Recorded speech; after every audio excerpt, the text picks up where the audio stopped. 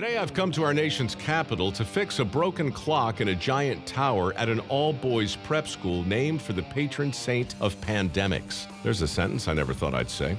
My guide today is a clock caretaker, James Andruwe. Don't eat the lead paint chips. This looks totally up to code. Back in the old days, before everybody had a smartphone, this clock kept time for the entire neighborhood. Everybody within earshot relied on its chimes, which rang every 15 minutes. So this is the clock. Oh, wow. We have the quarter strike right here. We've got the hour strike right here and the time side right here. And the clock face itself is up another couple stories. Yeah. This does control the clock up top. So transmission rod goes all the way up 4 or 5 stories. We're gonna take some of these pieces apart, clean them off with rags, and then oil them back nice and pretty again. And then we got this cable right here, broke. After a couple years, these cables. Here's your problem. That's my problem, that's why the clock doesn't work. This mechanism is big. So big, it takes up most of this room. I'll take orders from the far side and hopefully meet James somewhere in the middle. Then go ahead and pull the that small gear off. This guy. Go. All right. And then pull the fan off. There. Not there. What are you doing to our clock, James? We're taking it apart. And just like that, a little divine intervention. Father, what's your name? Steve Planning. Prior to James, I used to try and maintain this magnificent clock. Have you climbed to the top already? I haven't. We're about to find out if he's afraid of heights. All right. It's not, I'm good with heights, it's widths. It doesn't matter how high you are. If you've got good width, then you can walk around. But if you got very, Right. That was my grandfather used to say, it's not the heights, Mike, it's the widths. You know, they also say, it's not the fall that'll kill you, it's the immediate Sudden stop. And they also say it's not the itching, it's the chafing. And it is. There are literally hundreds of little clock parts holding this mechanism together. How do they all work together to keep time? The way a clock works is once you wind it, all the gears want to spin out of control and just lose all the energy they have stored. Right. So what you want is the energy to dissipate from the clock at a constant rate. What does that is an escapement. Well, what's going to regulate the escapement? Well, the pendulum does, because the miraculous properties of a pendulum is it always swings at the same rate regardless of the distance traveled. Why? It's physics. It was Galileo who discovered this.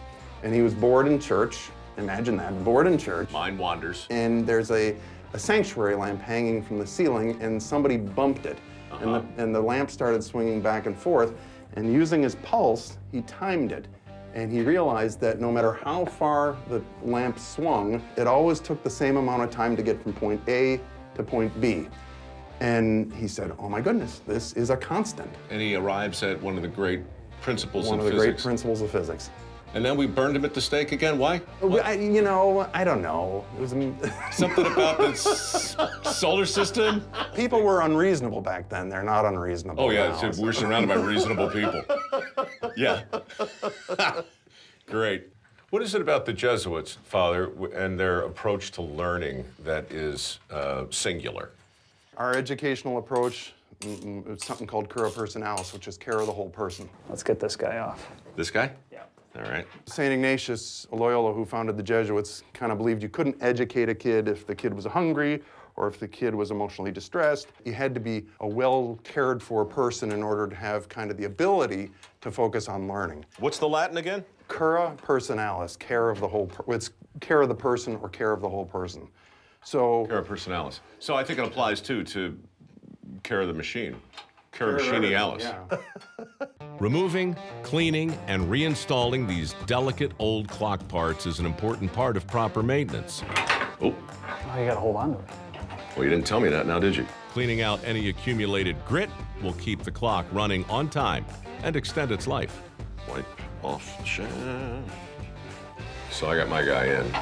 Show off. A little wiping here, a little tightening there. This job is almost meditative in its process, almost soothing in its precision. Almost. Now that you've successfully cleaned my shaft. I'll take care of the jokes, James. Got it.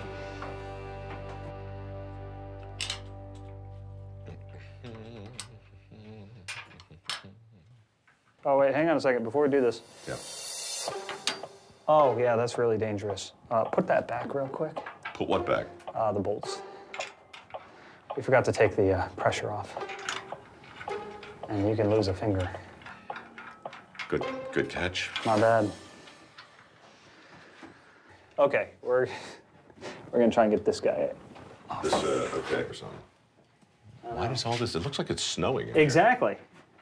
It's asbestos. Great. All right, I'm gonna try and lift up on this guy. What do you want to do with this? You handed me this. Put it somewhere safe. Probably not there. Let's just get into. You're gonna lift that up, I'm gonna slide this out. Yep, hang on a second.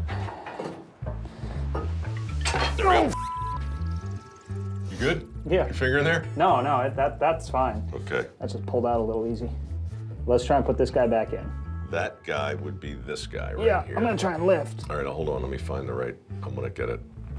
No, no. This? No, this one, we wanna put this one back in place. That one? Yes. Oh, then, hold on, that's not that one, that one's this one.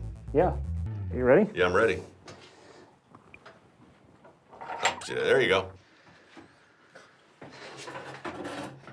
Okay, now, let's be very... What we're gonna do is we'll let this guy down this way. So, you're gonna go over there to the pendulum. I'll tell you what to do. All right. Grab the shaft by your head. Hold on to that. Yeah. And then you see the two black parts coming down? Yeah, those two. What Yeah. you're gonna do is you're gonna put your fingers in between them and push them outwards. But you have to hold on to the shaft. But that thing's spinning, that's very close to my fingers. Would that take my fingers off? You're okay. Like this? Yeah, so you just hold it like that, and then if you want to stop it, you just squeeze onto the shaft to slow it down until you want to brake. Yeah, because you don't want to let those things come in on themselves, otherwise it could break. We're lowering the weight that powers the clock by letting this mechanism spin freely. We just let it go until it stops? Let it go until it stops. This is a necessary step in order to replace the broken cable we saw earlier. More on that in a second. Or a minute, if you prefer. So that's the weight just pulling this down and spinning this, Yep, whatever this is, this, like a flywheel. yep. All right, I'm guessing the weight has, And there we go. Now we're safe. now we're safe, okay. This is like being inside an escalator.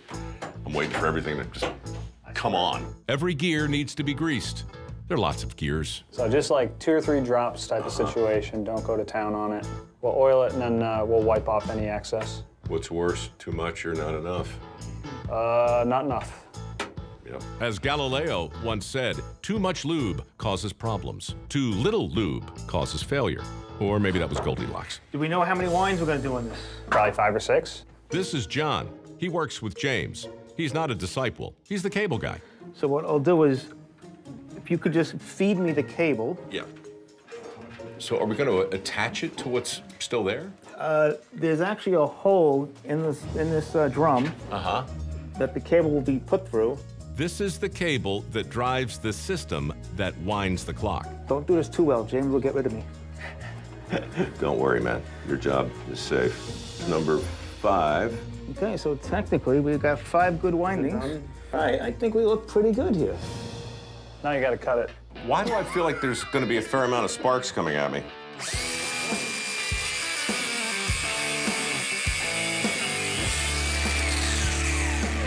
It worked, didn't it? Your pants get on fire, my goodness. Yes, there's a lot of activity down there, Father. A lot of activity.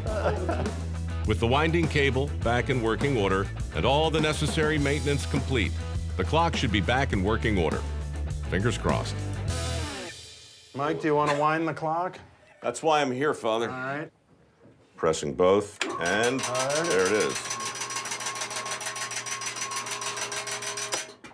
There you go. So it's All right. wound. That pendulum, if we want to get that moving, that we can kick that into gear, can't we? Yeah. Mike, gotta crawl right back through? Yeah, I'll get it. Push it to the left or the right, gently, Gently. until you hear it click. You think the left or the right? Go with the left. Oh wait, let me. My left, your left. Uh, Well, it's the same go left. right. I'm going. What? Right? go to the right. Yeah, go to the right. right. Definitely to the right, because it'll click. Do these pants make my butt look big? Honestly. Don't worry. Push the pendulum toward the right. Okay. There you go. There you go. All right, that's it. That's it. So now you're seeing the escapement in action. Uh-huh. And as long as the pendulum remains swinging, those 3 prongs will rotate at a constant rate.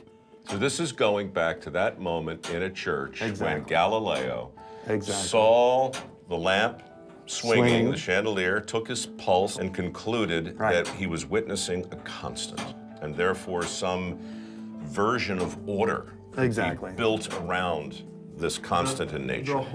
The whole goal in timekeeping was always to find a constant. If you could find a constant, then you could take that constant and spread it out over 24 hours, divide it up into segments, and you could tell time.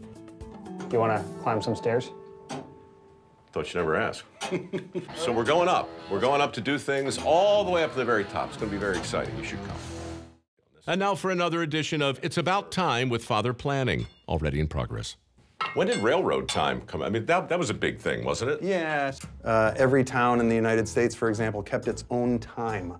So every town? Every town. Super confusing. So this is early 1800s. This is later 1800s when the trains come about. So then a guy named Charles Dowd convinces Congress, he says, you know, we've got to divide the country up into time zones. And so he convinced Congress that they would finally adopt the 4 time zones that we now have.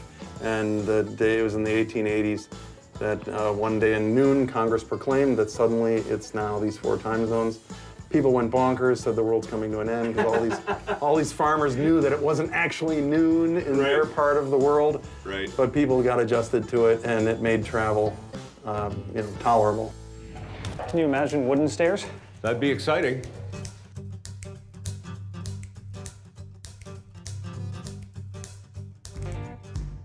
So this is where the clock was originally placed, right here. So the whole mechanism, everything. The whole mechanism right here. These were the types of ladders?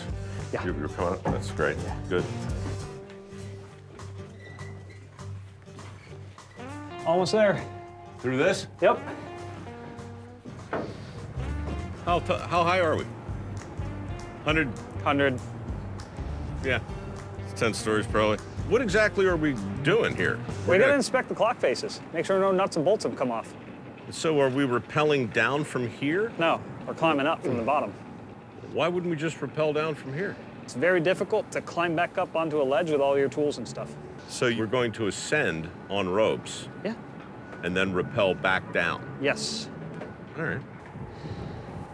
So the clock face is right below us. Right below us. Yeah. This goes over? You throw it that way. Awesome. Did that white rope reach all the way down? Nope. Is that good? No. Shouldn't have gone all the way down? Yeah. Rope's too short. That rope's too short? Yeah. My rope's too short? Yeah. Danger is a funny thing, especially on a show like this. You have to be willing to assume a certain amount of risk, otherwise you won't have a show. On the other hand, there's no extra credit for taking chances you don't have to take. But this is safe-ish, right? Sure. Not exactly a ringing endorsement. It's enough to make a fellow wonder, as John Donne did those many years ago, For Whom the Bell Tolls. That's it. Was that a sign? A little more of that divine intervention, perhaps? And now we go back down to climb up. So we go down, then we come up. Then we go back down. Yep. On Dirty Jobs, as in life, our time on Earth is defined by a series of judgment calls. Sometimes you have to listen to your gut. Sometimes you have to ignore it. Which time is this? I don't know about this one. Honestly. Obviously, we can't ascend from the ground if the ropes are too short. So we move to the opposite side, where the crew takes a position on an adjacent roof, about 2/3 of the way up the tower. This should make the climb a lot easier for me and James, but now the wind has picked up and we don't have the proper safety gear, and I'm pretty sure this infernal bell is trying to tell me something. Now you're good. You just have to step. Fine. And there we go. We're good, we're good. Ready to give it the old-fashioned college try? I feel like I'm standing in a bowl of spaghetti. Yeah, maybe I should watch you go up. Let me see the technique in action. Maybe the bell is trying to tell Zach something too. He and Taylor are not supposed to be 100 feet in the air, standing on the roof of a church that looks an awful lot like a giant sliding board, with no safety lines and no way to stop themselves from plummeting to the earth should they begin to slide downwards. Nothing about this feels quite right. And as much as I hate to throw the flag... Hey, wait. I know you're climbing. Are you worried? No, you don't have a helmet on. Taylor's not tied off, and I'm serious. Like, All right, look, if you're not comfortable, it's all right. well, it's on me if something happens, and I don't feel like. It'd be kind of on me too. It's windy, and you're right. I know it wouldn't be a good idea, so I'm gonna call it. I have to. So. Well, would you look at that? Saved by the bell. Honestly, you're right. Wind, helmet, gloves. I don't know what I'm doing. Sometimes, all things considered, it's better to take the stairs and live to fight another day. As for James, he's still got work to do. Hey. What time is it? Time to get down. We installed these about 10 years ago. We put chemical anchors into the wall and then put these bolts with the acorn nuts on. I just wanted to make sure all the acorn nuts are still nice and tight. You got a dangerous job. I enjoy it. There we go. You good? Yep. All right. See ya. Well, there he goes. Nice James. Cleaner of clocks. And so the clock runs out on 2 more jobs, neither for the faint of heart. From the tight quarters of an aging manhole to the cramped interior of an aging timepiece, we see once again what it takes to maintain America's infrastructure as we're reminded that time waits for no man and that spending it wisely is maybe our greatest challenge here on this delightfully dirty planet we call home.